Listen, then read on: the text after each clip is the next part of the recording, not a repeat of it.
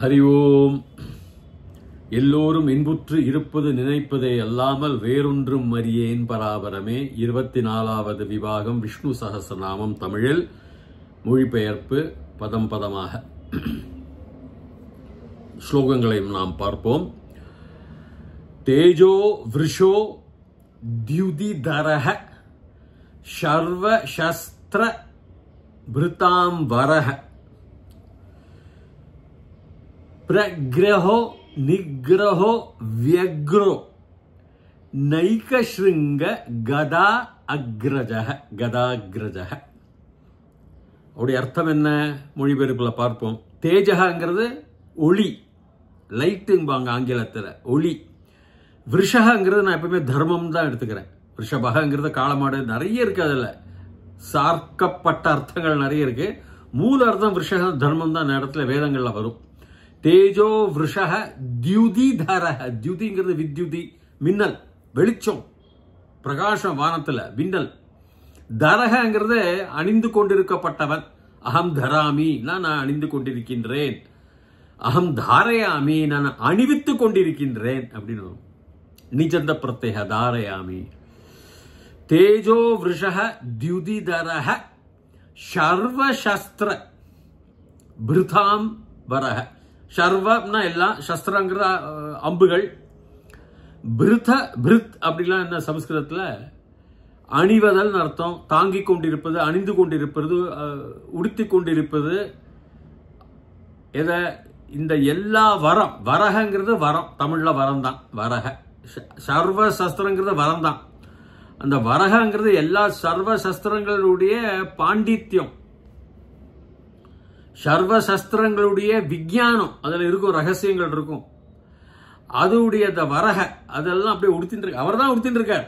அவர் தான் எல்லாருக்கும் அணிவித்து வைப்பவர். அவரே உடுத்தி கொண்டிருப்பவர், தாங்கி கொண்டிருப்பவர். எல்லா ஞானங்களும் அவருக்கு இருக்கு. சர்வ சஸ்திர அந்த வரக பிருதாம் அப்படி அணிந்து கொண்டிருக்கின்றார். எல்லா சஸ்திரங்களுடைய ஞானங்கள், விஞ்ஞானங்கள், அது பல மந்திரங்கள், மந்திர சக்தினால பழங்காலத்தில் 5000-4000 வருஷம் மந்திர சக்தி மூலமாக, அந்த ஃப்ரீக்குவன்சி அலைவரிசை மூலமாக தியானம் பண்ணிட்டு அம்புகளை எய்வார்களாக நம்முடைய சரித்திரங்கள், இதிகாச புராணங்கள் கூறுகின்றன. பிரக்ரஹோ நிக்ரஹோ வியக்ரோ நைகஸ்ருங்க கதா அக்ரஜ. பிரக்ரஹங்கிறது என்னது?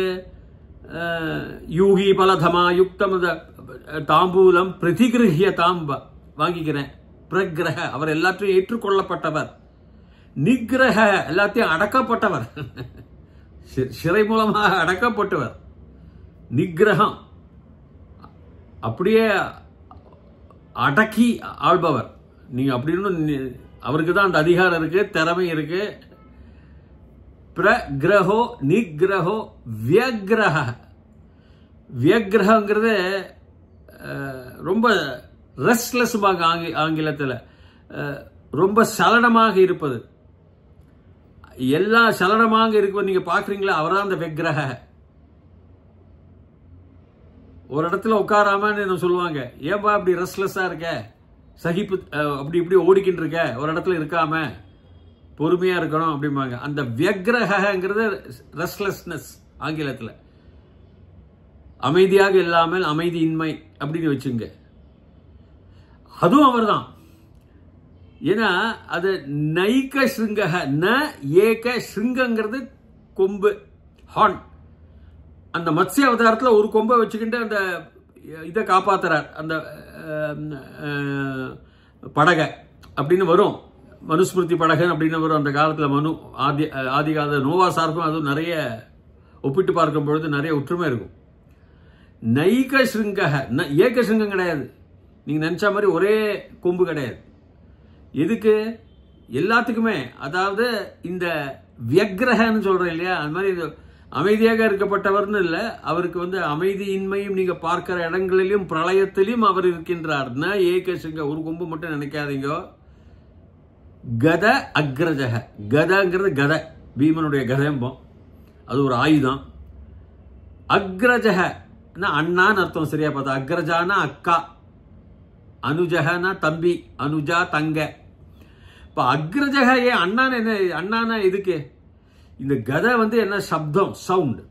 ஆனால் தேஜக இந்த துதிஹி இதெல்லாம் லைட்னிங். ஸோ லைட் இஸ் வேகமாக சப்தத்தை விட வேகமாக செல்லக்கூடியது வெளிச்சம். 3 லட்சம் கிலோமீட்டர் ஒரு வினாடி அது போகும் பாயறது. 1,86,000 மைல். அப்போ அதுக்கு தான் அக்ரஜக. இந்த கதை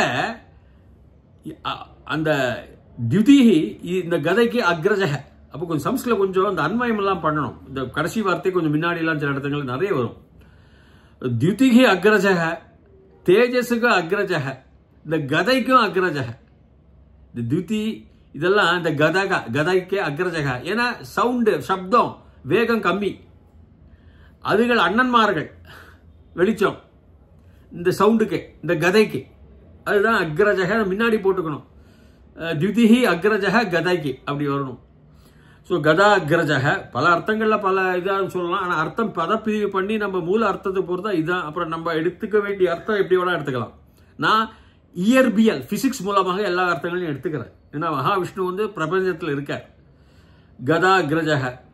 அடுத்த ஸ்லோகம் சதுர்மூர்த்தி சதுர்பாஹு சதுர்வியூஹ சதுர்கதிஹி சதுராத்மா சதுர்பாவ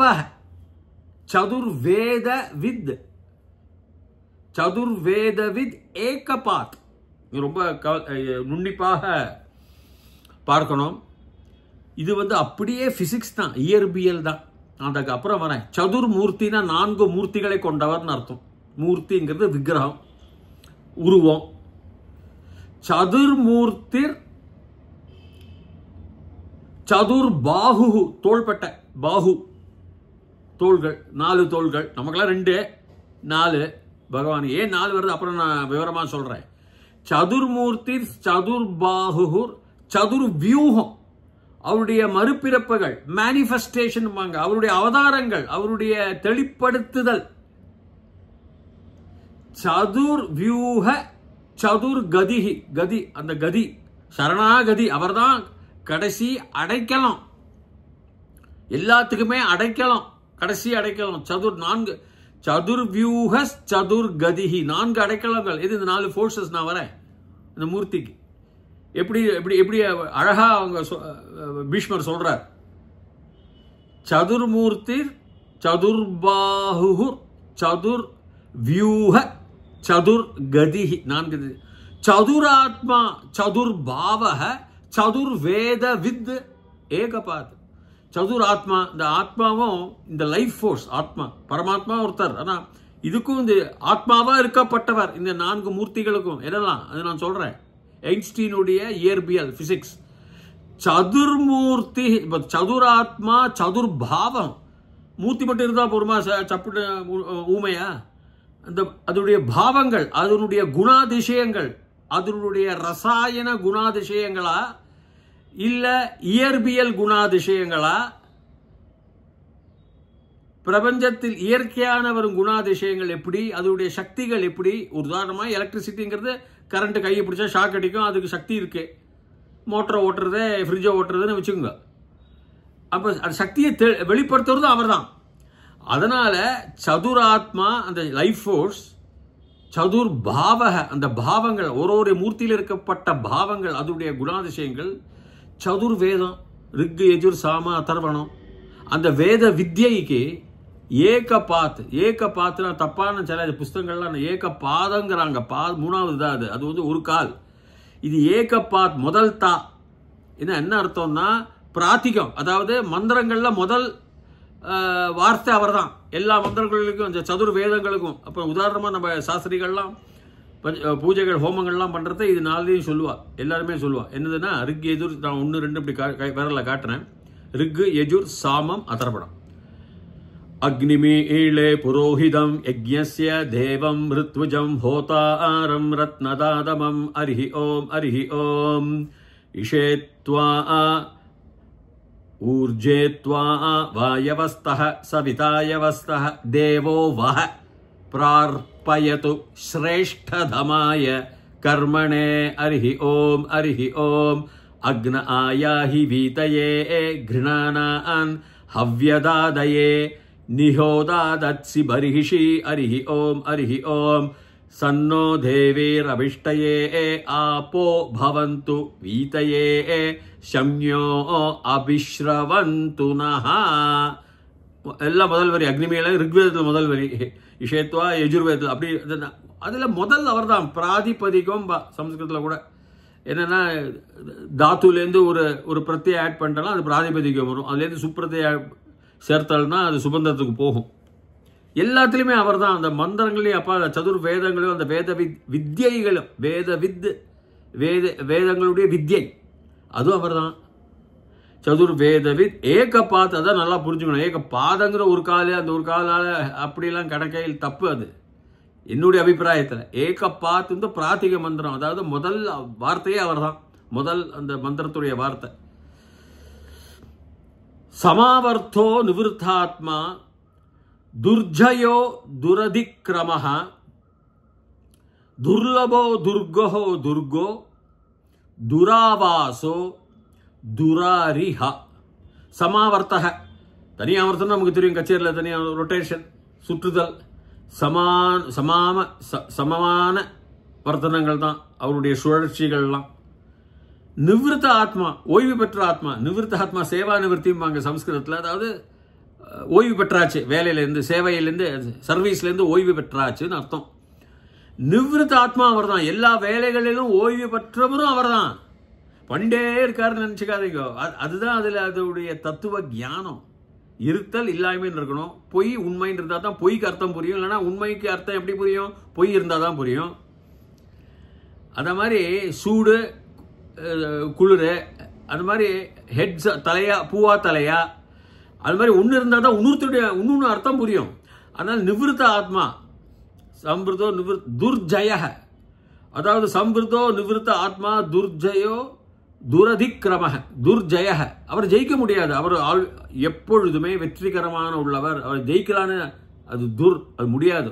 அதனால துரதிக்ரம, அதிக்கிரமங்கிறத இப்போ நான் நடந்துட்டு இருக்கேன், அதிக்கிரமிய அப்படின்னு என்னை தாண்டிட்டு போகிறான், கிராஸ் பண்ணிட்டு போகிறான், என்னை வின் பண்ணிட்டு போகிறான், என்னை ஜெயிச்சுட்டு போகிறான் அப்படின்னு நடக்கிறதுலையோ எதுலையோ காரியங்கள்லையோ துரதிக்கிரம. போட்டியில் முன்னாடி வந்துடுதுன்னா நீச்சல் போட்டியில் அப்படியே என்ன மிந்துன்னு போயிடுறான். அந்த அதிக்கிரமம் ஜாஸ்தி, அந்த கிரமம் வந்து அதிகாயிடுறது அதிக்கிரம. ஆனால் இவரை உங்களால் ஜெயிக்க முடியாது, இவரை உங்களால் வெல்ல முடியாது. நடைபோட்டிலையோ உங்களுக்கு நீச்சல் போட்டியிலோ இவரை தாண்டின உங்களால் போக முடியாது. அதுதான் அர்த்தம். அதில் அதிக்கிரம அதிக்கிரமன்னு அப்படி பிரிக்கணும். அதிக்கிரம சாதாரணமான துர்லப லப்யத்தே அப்படின்னா கிடைக்கிறது, கிடைத்தல். பிராப்னோதி அவனுக்கு பிராப்னோதி பிராப்தம் கிடைச்சது. லபத்தே லப்யத்தே எல்லாம் வரும் சம்ஸ்கிருதத்தில். கிடைத்தல் அந்த துர்லபம் ரொம்ப நம்ம துர்லபனும் தமிழ்லையும் நிறைய பயன்படுத்துறது உண்டு. துர்லபக அவர் ஈஸியாக அவரை கிடைக்க முடியாது. துர்லபோ துர்கமோ அப்படி ஈஸியாக போக முடியாது. கம் தாத்து வந்து போகுதல் அர்த்தம். டு கோ போகுதல். அகம் கச்சாமி அது கம் தாத்துலேருந்து தான் வரும். ஸோ கோ துர்கமக போகக்கூடிய சீக்கிரமாக போகக்கூடியவர் அல்ல. நீங்கள் அவர்கிட்ட சீக்கிரமாக போகக்கூடியது அல்ல. அவரிடம் சீக்கிரமாக போகக்கூடிய வேகமாக விரைவாக போகக்கூடியது அல்ல. அப்படி இருக்கப்பட்டவர் துர்கமக அவர்.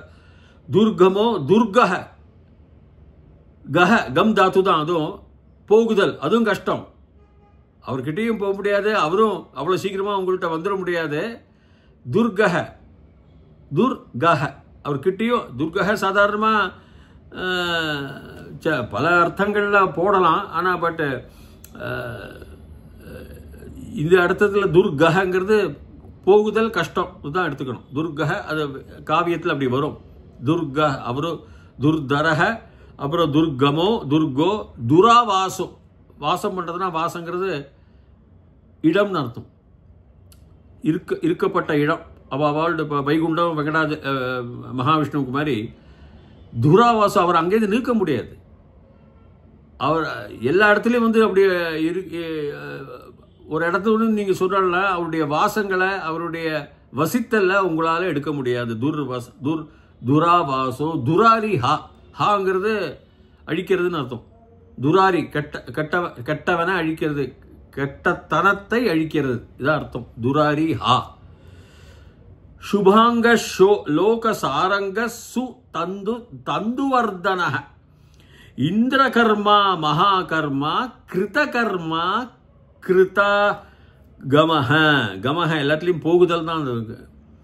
இந்திரகர்மானா இந்திரியம். அது இந்திரனுடைய கர்மா கிடையாது. இந்திரனுக்கே பேர் அவன் 5 புலன்களை வென்றவனாக இருந்தான்னு வைத்துக் கொள்ளுங்க. ஆனால் இந்திரன் அப்படின்னு இந்திர கர்மா அந்த 5 புலன்களால செய்யப்படக்கூடிய நாளடைவில் அவன் தான் அந்த இந்திர கர்மங்களுக்கெல்லாம் அவன் தான் அவனுக்கு இந்திர கர்மான்னு பேரு பகவான் மகாவிஷ்ணுக்கு. இந்திர கர்மா மகாகர்மா கிருத அகர்மா கிருத கர்மா கிருத இந்திர கர்மா மகாகர்மா கிருத கர்மா கிருதா கமஹ. மகாகர்மா மட்டும் இல்ல, கிருத்த கர்மா பண்ணிட்டு இருக்கிற கர்மாக்கள் எல்லாம். கர்மா நீங்க பண்றதுன்னா அந்த செய்கை பண்றதுன்னா அவன் பேசின்னு இருக்கான அந்த பேச்சுன்னு இருக்கான அந்த மூஞ்சியை பார்க்கலாமே தவிர அந்த பேச்சை பார்க்க முடியாது. அந்த பேச்சை கேட்க தான் முடியும். அதாவது இன்டான்ஜிபிள் அசெட்ஸ் டான்ஜிபிள் அசெட்ஸ்னு ஆங்கிலத்தில் சொல்லுவாங்க. பார்க்கக்கூடியது பார்க்க முடியாதது. சில எலக்ட்ரிக் மின்சாரத்தை உங்களால பார்க்க முடியாது, ஆனால் தொட்டா சுடும். அது பார்க்க முடியாது, அந்த மாதிரி சக்தி. இந்திரகர்மா மகாகர்மா கிருத கர்மா அது பண்றதுக்கு இந்த கிருத்த கர்மா பண்ணின கர்மங்கள் கிருத்த கர்மா பண்ணக்கூடிய கர்மங்களுக்கு கிருத ஆகமக. அவர் பண்றதுக்கும் வருவார், பண்ணினும் இருப்பார், பண்றதுக்கும் வருவார். நாளைக்கு வருவார், நாளைக்கு வரும்னு வச்சுக்கோங்களேன். ஆகமக வந்துட்டு இருக்கார், ஹீஸ் கமிங். கிருத்த கர்மா மகாகர்மா அந்த அப்ப கர்மங்கள் எல்லாம் பத்தியும் இப்ப பேசுறா. கிருத்த கர்மா மகாகர்மா கிருதா கமக அப்படிங்கிற. அடுத்தது உத்பவ சுந்தரக சுந்தக ரத்னநாப சுலோச்சனக அர்க்கோ வாஜசனக ஸ்ருங்கி ஜயந்த சர்வ விஜயி. அர்க்கஹன்னு என்ன அர்த்தம்? சூரியனுடைய ஒளி. அர்க்கஹங்க சூரியனை பார்த்து சொல்லலாம். அர்க்கஹங்கிறது அவனுடைய ஒளி, ரேஸ், கதிர்கள், தாப்மானம், அந்த சூடான கதிர்கள் தான் அர்க்கஹ. அர்க்கோ வாஜசன ஸ்ருங்கி உத்பவ சுந்தரக. சுந்தர முதல் அர்த்தத்தை எடுத்துப்போம். உத்பவ எழுந்து அப்படியே அரைசிங் பவர், அதாவது பவாமினா இருத்தல் அர்த்தம். பவகங்கிறது இருக்கப்பட்டவன், எழுந்துட்டே இருக்கப்பட்டவன். அரைசிங் பர்சனாலிட்டி, எழுந்து கொண்டு உதித்து கொண்டு வரப்பட்டவன், மேலே உதித்து கொண்டு இருக்கப்பட்டவன். உத்பவ அதான் அர்த்தம். உத்பவ சுந்தரக சுந்தோ. சுந்தரக எல்லாருக்கும் தெரியும், ரொம்ப சுமங்கலமாக இந்திரியங்களை உடையவன் சுந்தரகன்னு வச்சுக்கோ. தமிழ்ல அவர் தான் சுந்தரம். அழகான இருப்போம், சுந்தரிம்பாங்க. சுந்தரக சுந்தக அந்த ஞான இந்திரியங்களை கொடுக்கப்பட்டவன், அந்த அழகான இந்திரியங்களை. சுந்தக அவனும் சுந்தரக தான், சுந்தகம் தான் கொடுக்கப்பட்டவன். நிறைய பேர் சொல்லுவாங்க சுந்தரம் கருணை காட்டப்பட்டவன் சொல்லுவாங்க, அர்த்தங்களும் இருக்கு. சுந்தகக்கு கருணைன்னு வராது, அதுல கொடுக்கப்பட்டவன். இந்த இந்திரங்கள் தான், அதை இந்திரியங்களை தான் சொல்றது. சுங்கிறது பவித்திரமான வார்த்தை எப்பொழுதுமே, அது ஒரு உபசர்க சம்ஸ்கிருதத்தில். உத்பவ சுந்தரக சுந்தக ரத்னநாபக சுலோச்சனக. ரத்னநாபக ரத்னத்தினால அவருடைய நாபி, அதான் அர்த்தம் அதில். ஏன்னா அங்க என்ன பிரம்மா வரார். இது நம்ம பிசிக்ஸ்ல இயற்பியல் சாஸ்திரத்துக்கு போனோம்னா, பிசிக்ஸ்ல இன்ஃபினிட் டாட்ல அப்ப வெடிக்கிற டயத்துல, உலகம் உண்டாகிற டயத்துல, இந்த பிரபஞ்சம், உலகம்னா நம்ம உலகம் இல்ல, ஒண்ணுமே இல்லது, இந்த பிரபஞ்சம் கோடான கோடி, அந்த டயத்துல அந்த காலகட்டத்துல ரத்தின மாதிரி ஜொலிச்சு வெடிக்கிறச்சா, அதெல்லாம் பீக்கோ செகண்ட் சொல்லுவாங்க. அதெல்லாம் நம்மளால நினைச்சு பார்க்க முடியாத வினாடிகள், அவ்வளவு கம்மியான விடையாடு, குறைவான வினாடிகள். உத்பவ சுந்தரக சுந்த ரத்னநாபக சுலோச்சனக. சுலோச்சனம் இருக்கு, அழகான கண்கள், திருஷ்டி. சுலோச்சனக தாமரை கண்ணன் இருக்கலாம், இது அழகான சுமங்கலமான லோச்சனம். லோச்சன அர்க்கோ வாச்சசன. ஸ்ருங்கி ஜெயந்தக சர்வ விஜயி. அர்க்கஹ சூரியன் ஒளி. வாஜசனங்கிற அவர் வாஜசனங்கிற வாஜசன மகரிஷி வாஜசநேயின்னு சம்ஹிதையில எழுதினார். இதுல யஜுர்வேதத்துல சுக்ல யஜுர்வேதத்துல வரும் 4 சம்ஹிதைகள் அவரோட வரும். அதெல்லாம் ஆத்மா, இந்த அக்னி இதெல்லாம் ஒன்றாக மாறணும். இந்த அர்க்கஹங்கிறது அதுல பெரிய தத்துவம். நான் கண்டுபிடிச்சது என்னன்னா, லைட்ல வந்து போட்டான்ஸ் இருக்கு. போட்டான்ஸ் வந்து அழிவற்றவை. வேற புரோட்டான்ஸ் நியூட்ரான்ஸ்ல அந்த அணுக்கள்ல இருக்கிறதெல்லாம் அப்படியே உருவம் மாறி போயிடும். அதான் அது உருவமே மாறாது. போட்டான்ஸ் அர்க்கஹத்துல எப்போதும் லைட்ல அப்படிதான், வெளிச்சத்துல அப்படிதான் இருக்கும். ஆயுசும் அழியறது ஆயுசு கிடையாது. அழியாது, உருவம் மாறாது, எல்லாம் ஒண்ணுக்கு ஒண்ணு காப்பி கேட்டுமா அப்படியே ஒன்னா இருக்கும். குணாதிசயங்கள் கிடையாது. அது ரொம்ப பெரிய தத்துவம். அது போட்டான்ஸ் இன் லைட் அப்படின்னு ஆங்கிலத்தில் வரும் இயற்பியல் சாஸ்திரத்துல. அர்க்கஹ அவர் வாஜசனக அவ்வளவு பெரிய ரிஷி. கபிலக மாதிரி அவர் வாஜசநேயி எழுதினார் சம்ஹிதா யஜுர்வேதத்துல. வாஜசனக ஸ்ருங்கி.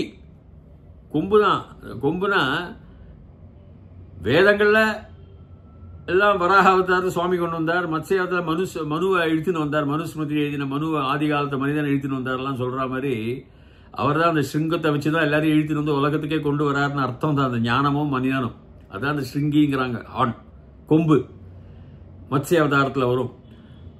ஸ்ருங்கி ஜெயந்தக. அவர் ஜெயந்தன் தான், தோல்வி எங்க அவருக்கு. ஜெயந்தக சர்வ விஜயி. சர்வ இடத்திலையும் விஜயந்தான். விஜயமாக இருக்கக்கூடியப்பட்டவன் விஜயி. சர்வ விஜயி ஆக இருக்கப்பட்டவன். விஜயம் வெற்றி, விஜயி ஆக இருக்கப்பட்டவன், வெற்றியுடன் இருக்கப்பட்டவன். சுவர்ண பிந்து ரக்ஷோபிய சர்வவாகீஸ்வரேஸ்வர மகாஹிருதோ மகாகர்த்தா மகாபூதோ மகாநிதி. எவ்வளவு பெரிய அர்த்தம் தெரியுமா அதுல. சுவர்ண பிந்து என்ன அர்த்தம்? பிந்து, தி இன்ஃபினிட்லி ஸ்மால் டாட். சுவர்ணம், சுவர்ணம் தான் நான் சொல்லுவேன். அது வந்து தங்கத்தை சுவர்ணம் பாங்க. பட் மங்களகரமான வர்ணம். சுவர்ண பிந்து ரக்ஷோபிய. க்ஷோபியங்கிறது அதிர்தல். அக்ஷோபியங்கிறது அதிரில்லாமல் நிதானமாக இருப்பது. சுவர்ண பிந்து அக்ஷோபிய. சர்வ வாக்குக்கு ஈஸ்வரன் அவர்தான். சர்வாகி ஈஸ்வரேஸ்வர அப்படின்னு சேர்த்து வரும். சர்வ வாக்கு ஈஸ்வர மகாஹிருதோ. பெரிய ஹிருதயம் உடையவர்னா இது ஹிருதானா ஹிருதயம் கிடையாது. ஹிருதாங்கிறது ஒரு பெரிய கடல் மாதிரி தண்ணி நிரம்பிய ஒரு குழியில அப்படி அப்படி அப்படின்னு அர்த்தம். கடல்னு சாகரம்னு வரல. ஹிருதாங்கிறது ஒரு பெரிய அளவில்லாத குழியில தண்ணி இருக்கிறது, லிக்விட் இருக்கிறது ஆங்கிலத்தில் சொல்லலாம். தண்ணிங்கிறது ஜலம்னு சொல்லல, லிக்விடு. அது வந்து உங்களுக்கு எல்லாமே லிக்விடு தான். எண்ணெய் கூட லிக்விடு, பெட்ரோலு லிக்விடு. ஆனால் அது தண்ணியில் குடிக்க முடியாது. ஸோ ஹிருதக, அதான் ஹிருதக, அதுக்கு தனிப்பட்ட வார்த்தை. மகாஹிருதோ மகாகர்த்தா. இப்போ ஹிருதகங்கிறது நீங்கள் எடுத்து பார்த்தீங்கன்னா இயற்பியலத்தில் ஜூபிட்டர், அதாவது குரு கிரகம் இருக்கு, சனி கிரகம்லாம் இருக்கு. அங்கெல்லாம் உள்ள கிரகத்துக்குள்ள போனோம்னா நம்மள மாதிரி இந்த தரை கிடையாது நிற்கிறதுக்கு. வெறும் வாயு, ஹைட்ரஜன் ஜூபிட்டர்ல, குருவில் வாயு அப்படியே நீங்க ஒருத்தன் பேராசூட்ல சும்மா உதாரணம் சொல்றேன் குதிக்கிறான்னா அப்படியே போய்கிட்டே இருப்பான். கடைசியில கீழே அப்படி வந்துட்டுனாக்கா அந்த கிரகத்தோடைய அப்படியே அந்த மேலேருந்து ஒரு இடத்துல எடுத்தவங்க அப்படியே வந்துட்டான்னாக்கா கீழே முழுக்க ஹைட்ரஜனுடைய கடல். எப்படி ஹைட்ரஜன் கடல் ஆகும்? வாயு தானே. ஹைட்ரஜன் வந்து ரொம்ப ரொம்ப மென்மையான அணு. அது பிசுன்னு காத்துல மேலே போயிடும். கிராவிட்டினால இழுக்க முடியாது அதை. ஆனால் அட்மாஸ்பரிக் ப்ரெஷர், அந்த இருக்கிற அந்த பரிசரங்கள்லாம் உடைய பாரம், வாயுடைய பாரம் அழுத்தி கீழே எல்லாம் வந்து அது லிக்விட் ஆயிடுச்சு, நீராயிடுது. ஹைட்ரஜன் அது இந்த மாதிரி சனி கிரகங்களையும் அமோனியா லிக்விடுங்கிறான், அந்த லிக்விடுங்கிறான். எல்லாம் வெயிட் இல்லை, எல்லாம் பாரத்தில். தரை கிடையாது, மண்ணும் தரையும் கல்லும் அந்த மாதிரி கிடையாது. அப்போ அந்த அப்படியே வாயு கீழே போனா லிக்விட், ஓஷியன். ஹிருதக மகாஹிருதோ மகாகர்த்தா. கர்த்தான என்ன? கூஹ, ஆழமான குகை. இது ஏன் குகைகள்லாம் இங்கே சொல்லணும்? அதுவும் அதே தான். ஸ்டீவன் ஹாக்கிங் கண்டுபிடிச்ச மாதிரி பிளாக் ஹோல், கருங்குழி எங்கே இருக்கு?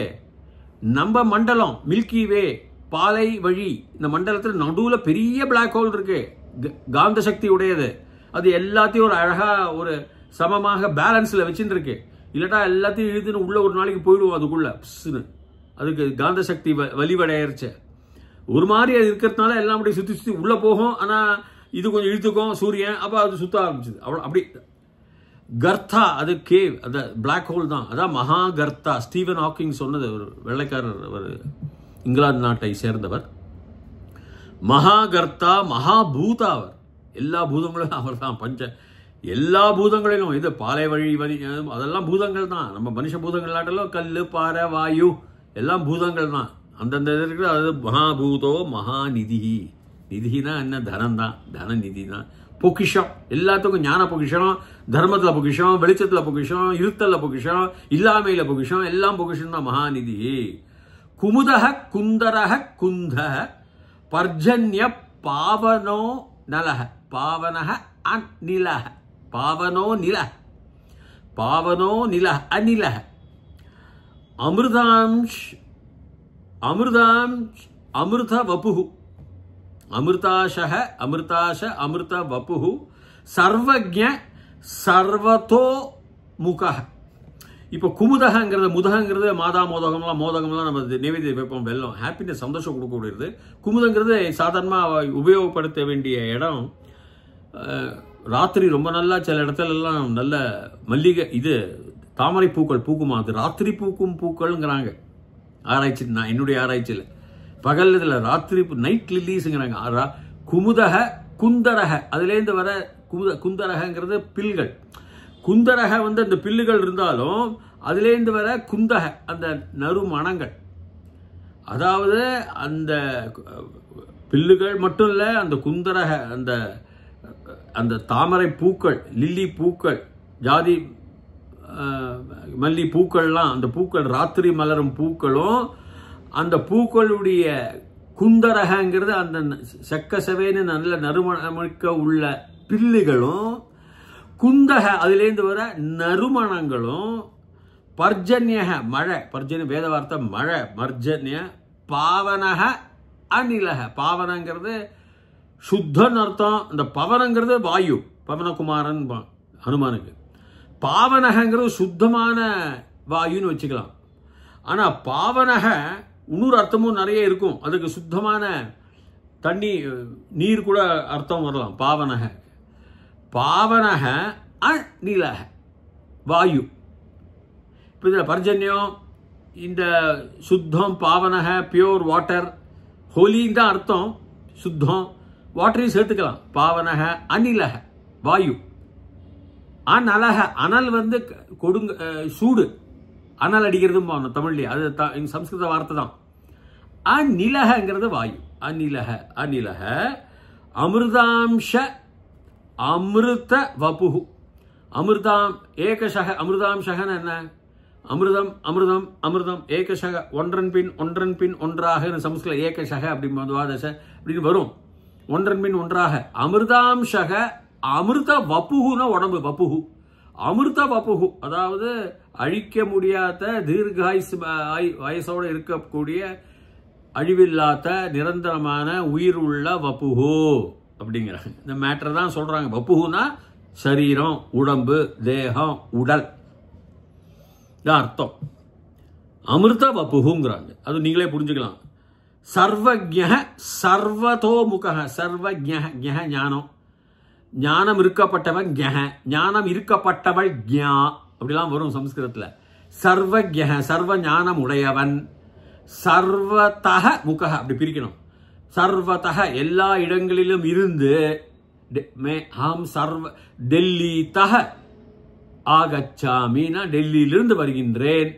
சர்வதக முக எல்லா இடங்களிலிருந்து அவருடைய முகங்கள் இருக்கு வர்றதுன்னு அர்த்தம். அவன் நல்லா நம்மளை பார்க்கிறார். எந்த அணுக்களிலும் மனித உயிரினங்களை பார்த்து கொண்டிருக்கிறார் தான் அந்த முகக. அதான் அது அர்த்தம். சம்ஸ்கிருத அர்த்தம் சர்வதக எல்லா இடங்களிலும் இருந்து. முகஹ முகம், அது நீங்கள் பார்த்துக்கலாம். எல்லா இடங்களிலும் வரும் முகங்கள் அவருடைய தான் வச்சுக்கலாம். இல்லை அவருடைய முகங்கள் எல்லா இடத்துலையும் இங்கே வந்துன்னு தான் இருக்கு வச்சுக்கலாம். ஸோ எல்லா இடத்திலும் இருந்து வரக்கூடிய முகங்கள் அவருடைய தான். இப்போ இந்த சதுர்மூர்த்தி நான் கொஞ்சம் தள்ளி இப்போ சொல்றேன் அதோடைய வார்த்தை எப்படி இயற்பியல்ல அது வருதுன்னு. ரெண்டாவது ஸ்லோகத்தில் பார்த்தோம். சதுர்மூர்த்தி சதுர்பாஹு சதுர்வியூஹ சதுர்கதி. சதுர்மூர்த்திங்கிறது 4 மூர்த்திகளை கொண்டது. சதுர் பாஹு 4 தோள்பட்டைகளை கொண்டது. சதுர் வியூஹ 4 அவதாரங்களாக, எல்லா இந்த 4 மூர்த்திகளுக்கும் அவதாரங்களாக பல பல வியூகம். சதுர் கதிஹி அடைக்கலம், அது பார்த்தோம். சதுர் ஆத்மா ஆத்மசக்தியை கொடுக்கக்கூடிய இந்த 4 மூர்த்திகள். சதுர் பாவக அந்த ஆத்மா, அந்த 4 சக்திகள் மூர்த்திகளை எப்படிப்பட்ட சக்திகள், அதோடைய விவரங்கள்,